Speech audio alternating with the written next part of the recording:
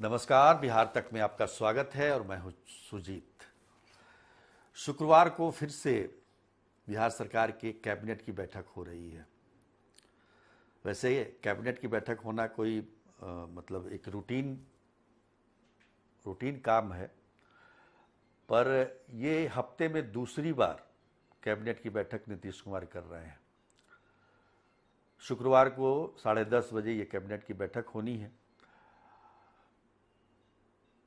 आमतौर पर मंगलवार को ये बैठक हर हफ्ते होती है, लेकिन इस बार फिर से शुक्रवार को हो रही है। अभी मंगलवार को, जो बीते मंगलवार को काफ़ी बड़ी घोषणा की थी नीतीश कुमार ने, खासतौर पर बिहार के औद्योगिक विकास के लिए बिहार औद्योगिक निवेश प्रोत्साहन पैकेज 2025 का ऐलान किया था, जिसमें बिहार में आप इंडस्ट्री लगाएंगे तो आपको सरकार की तरफ से क्या क्या सुविधाएं मिलेंगी, क्या छूट मिलेंगी, इन तमाम विषयों की विस्तृत चर्चा की गई थी। और उसका मुख्य उद्देश्य यही था कि इंडस्ट्री को बिहार में आकर्षित करना, बिहार में लगाने के लिए प्रोत्साहित करना। तो सवाल ये उठता है कि आखिर शुक्रवार की बैठक में ऐसा क्या महत्वपूर्ण फैसला होना है। तमाम लोग कयास लगा रहे हैं, लेकिन एक बात मानी जा रही है कि ज़रूर ये महिलाओं को लेकर कोई बड़ी घोषणा होने वाली है। आप देखिएगा कि कई राज्यों में महिलाओं को लेकर घोषणा हुई और चुनाव में सफलता भी मिली। तेजस्वी यादव ने भी अपनी पार्टी के लिए ऐलान किया कि हमारी सरकार आएगी तो माई बहन योजना लाएंगे, तो उस संबंधी तो कोई घोषणा नहीं है। दूसरी तरफ ये भी कहा जा रहा है कि रोजगार को लेकर कोई घोषणा हो सकती है। कोई ना कोई महत्वपूर्ण घोषणा तो होगी, क्योंकि विशेष बैठक इसी के लिए बुलाई जाती है। अभी हम कह सकते हैं कि पिछले 2 महीनों में नीतीश सरकार ने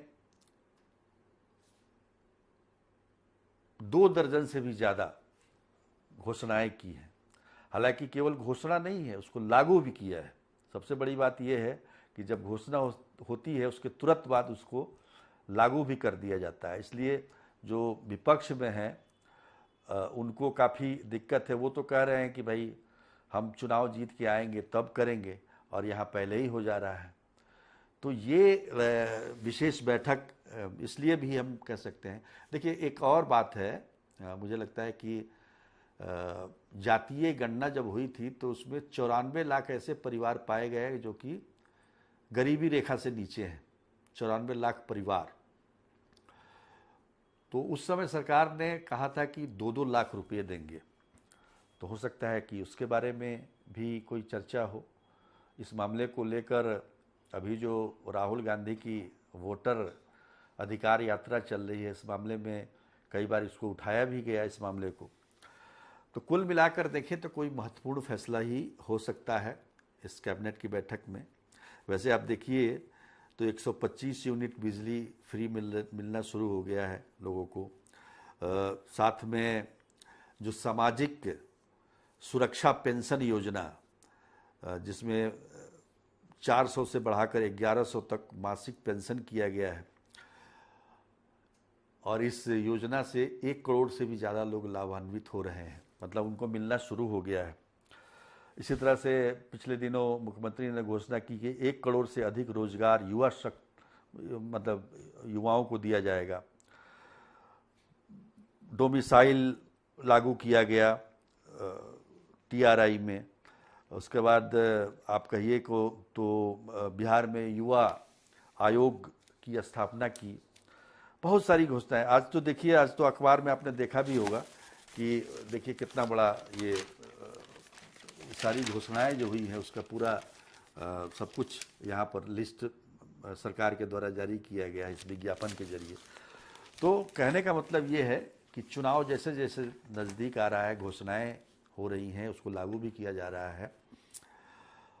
और जाहिर है कि ये घोषणाएं हो रही हैं, निश्चित तौर पर प्रशांत किशोर ने कहा भी कि पहले क्यों नहीं लागू किए, अब क्यों लागू कर रहे हैं। भाई चुनाव अब है तो लागू कब किया जाएगा।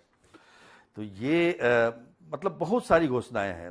स्वतंत्रता, जेपी सेनानियों का पेंशन जो है बढ़ाया गया, पत्रकारों का पेंशन बढ़ाया गया, कलाकारों को प्रतिमाह पैसे दिए जाएंगे, 1,40,00,000 जीविका कर्मियों को का मानदेय जो है दोगुना हो गया है, आंगनबाड़ी सेविकाओं को मोबाइल खरीदने के लिए 11,000 की सहायता, बहुत सारी मतलब घोषणाएं हैं। और मुझे लगता है कि कुल 7,24,00,000 मतदाता हैं, उसमें ये हम कह सकते हैं कि 5 करोड़ लोगों के लिए ये सुविधाएं प्रदान की गई हैं। मतलब किसी न किसी प्रकार से कोई ना कोई जो योजना है उससे उनको लाभ मिल सकता है।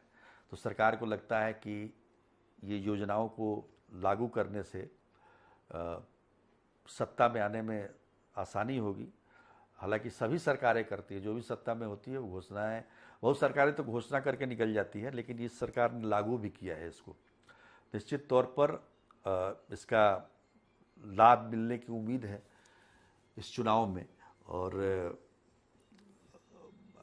हम कह सकते हैं कि अब कितना लाभ मिल रहा है, हालांकि अगर अब बिहार के क्षेत्र में दौरा करें तो बहुत सारे जो पहले सरकार के प्रति कुछ इस तरह की मतलब आलोचना होती थी, उसमें थोड़ी कमी आई है। पर क्या कहें, कल तो मंत्री जी को भी दौड़ा दिया उन्हीं के क्षेत्र में, नालंदा में, श्रवण कुमार को। तो ये चीज़ें हैं। निश्चित तौर पर ये घोषणाओं का लाभ सरकार को अल्टीमेटली चुनाव में तो मिलेगा ही, और जनता को भी इससे काफ़ी राहत है। जनता भी काफ़ी राहत महसूस कर रही है कई क्षेत्रों में, जहाँ भी। अब देखिए, जिसको 400 रुपये पेंशन मिलते थे उसको 1100 मिलेगा, तो निश्चित तौर पर खुशी तो होगी ही। तो देखिए कल के कैबिनेट की बैठक में, शुक्रवार के कैबिनेट की बैठक में क्या फैसला होता है। तो आज हम इंतज़ार कर रहे हैं। आज के लिए इतना ही, तब तक के लिए नमस्कार।